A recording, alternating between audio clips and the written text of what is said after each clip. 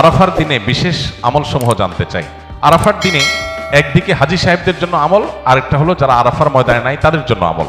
যারা হাজী সাহেবরা আরাফার ময়দানে অবস্থান করছেন তাদের জন্য ওই দিনের সবচেয়ে শ্রেষ্ঠ আমল হলো লা ইলাহা ইল্লাল্লাহু ওয়াহদাহু লা শারীকা লাহু লাহুল মুলকু ওয়া লাহুল হামদ ওয়া হুয়া আলা কুল্লি শাইইন কাদির। এটা মহব্বতের সাথে অর্থ বুঝে ধীরে ধীরে বারবার করে পড়তে থাকে, এটা হলো সবচেয়ে বেশি প্রয়োজনীয় কাজ। কেন?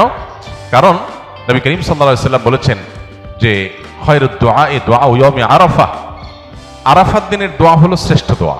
ও খায়রু মা কুলতু আনা ওয়ান নাবিয়্যুনা মিন ক্বাবলি, নবীজি বলেছেন আমি আর আমার পূর্বের যত নবী রাসূল এসেছেন সবাই যত দোয়া আল্লাহর কাছে করেছে এর মধ্যে সবচেয়ে উত্তম হলো এটা, লা ইলাহা ইল্লাল্লাহু ওয়াহদাহু লা শারীকা লাহু লাহুল মুলকু ওয়া লাহুল হামদু ওয়া হুয়া আলা কুল্লি শাইইন কাদির।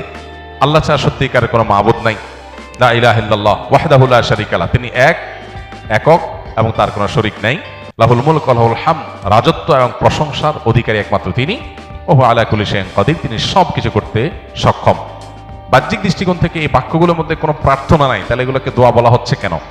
সেটা নিয়ে অনেক আলাপ আছে এবং মুহাদ্দিসিন ইকরাম একমত যে এইগুলো দোয়া।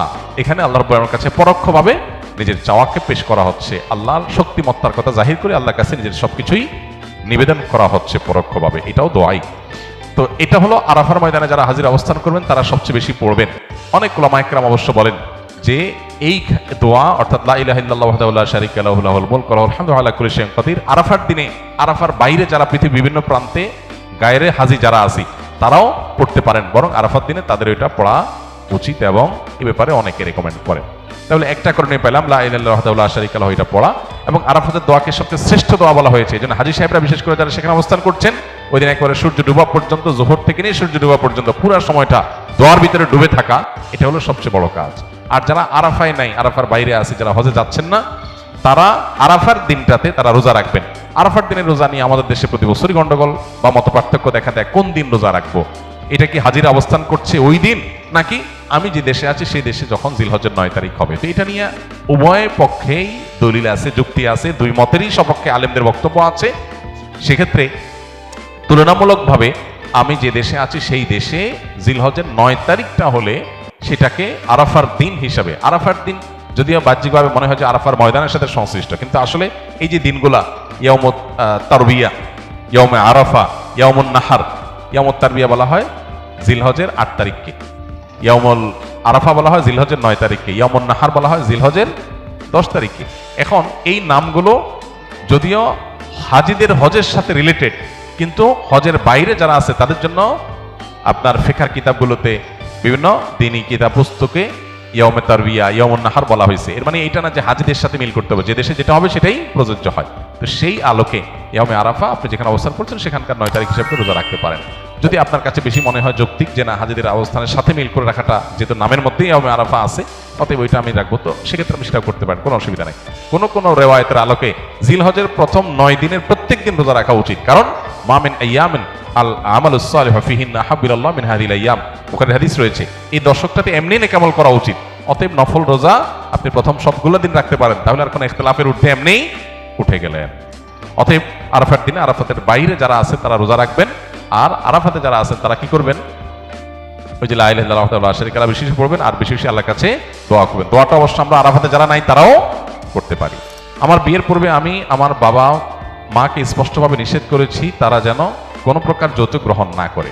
বিয়ের সময় আমার শ্বশুর বাড়ি থেকে কিছু আসবাবপত্র দেওয়া হয়, যা সম্পর্কে আমি জানতে চাইলে আমাকে আমার বাবা মা জানায় আমার শ্বশুর তার একমাত্র মেয়েকে উপহার দিয়েছে। পরবর্তীতে পারিবারিক একটি কলহের মাধ্যমে জানতে পারি বিয়ের সময় আমার পরিবারের লোকজন আমার শ্বশুরবাড়ি থেকে যৌতুক চেয়েছে এবং তারই প্রেক্ষিতে এগুলো তারা দিয়েছে। এখন আমার করণীয় কি? এখন আপনার করণীয় হলো শ্বশুরবাড়িতে এগুলো ফেরত দিয়ে আসা। সোজা কথা, শ্বশুরবাড়ি থেকে যদি যৌতুক চলে আসে তাহলে সেটা কি করতে হবে? ফেরত দিয়ে দিতে হবে। ফেরত দিয়ে আপনি দায়মুক্ত হওয়ার চেষ্টা করবেন। এক্ষেত্রে পরিবারের সাথে সংগ্রাম করতে হবে, বেয়াদবি করার দরকার নাই, সংগ্রাম করতে হবে। নিজের আদর্শকে কোন অবস্থাতে জলাঞ্জলি দেওয়া যাবে না, সেটা প্রয়োজনে আপনি বিভিন্নভাবে করবেন। আর যদি মনে করেন যে এখন জিনিসপত্র ফেরত দেওয়া কঠিন হবে, তাহলে এটার যে মূল্য সেটা বিভিন্নভাবে আপনি একসাথে না পারলে কিস্তিতে দিয়ে হলেও পরিশোধ করে দিবেন, তারপর শ্বশুর এগুলো ফেরত দিতে হবে। এগুলো জায়েজ নাই। এই যে কোরবানি আসছে, এখন বহুত ফকির ফাকড়া দেখবেন, নতুন নতুন ফকির ফাকড়া কিছু গজাবে। কিছু তো ফকির ভিক্ষুক তো আমাদের দেশে আগে থেকেই আছে, আর ঈদের সময়, কোরবানিদের সময় কিছু নতুন ফকির গজায়, এরা মানুষের কাছ থেকে ভিক্ষা চায় না, এরা শ্বশুরবাড়ি থেকে কোরবানির ছাগল চায়, গরুর রং চায়, কল্লা চায়। এগুলো এক প্রকারের ভিক্ষুক। তো আল্লাহ তাআলা এই ভিক্ষুকদের অভাব দূর করে দেখ, তাদের মানসিকতা আল্লাহ সংশোধন করে দেখ। বর্তমানে বাংলাদেশের নিয়ম অনুযায়ী বাহির থেকে 1 লক্ষ টাকা কেউ পাঠালে 2500 টাকা বা 2.5% রেমিটেন্স ইনসেন্টিভ দিচ্ছে। এই অতিরিক্ত 2500 টাকা নেওয়া জায়েজ হবে কিনা, এ বিষয়ে আমরা এর আগে বারবার প্রশ্ন উত্তর দিয়েছি। এটা সম্পূর্ণ হালাল এবং জায়েজ, কোনো অসুবিধা নেই। প্রবাসী ভাইয়েরা বিদেশ থেকে যে টাকা পাঠাবেন সেই টাকার উপর 2.5% প্রণোদনা দিয়ে থাকে বাংলাদেশের সরকার। এই 2.5% টাকা নেওয়া সম্পূর্ণ হালাল। 1 লাখ টাকা পাঠালেন, 2.500 টাকা আপনাকে ব্যাংকে সরকার অতিরিক্ত দিবে। এটা নিতে পারবেন। কেন নিতে পারবেন?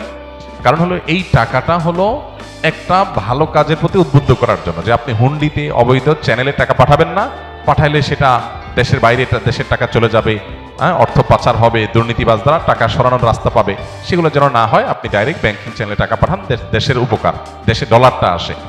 তো এই জন্য আপনি যাতে একটা ভালো কাজ করেন সেজন্য আপনাকে একটা প্রণোদনা দেওয়া হচ্ছে। আপনাকে যদি আমি বলি আপনি এই ভালো কাজটা করলে আপনাকে পুরস্কার দেব, এটা যেরকম হালাল, এই প্রণোদনাটা সেরকম হালাল। এটাকে কেউ কেউ সুদ মনে করেন, একেবারে অহেতুক অমূলক, এটা সুদ হওয়ার কোনো কারণ নাই।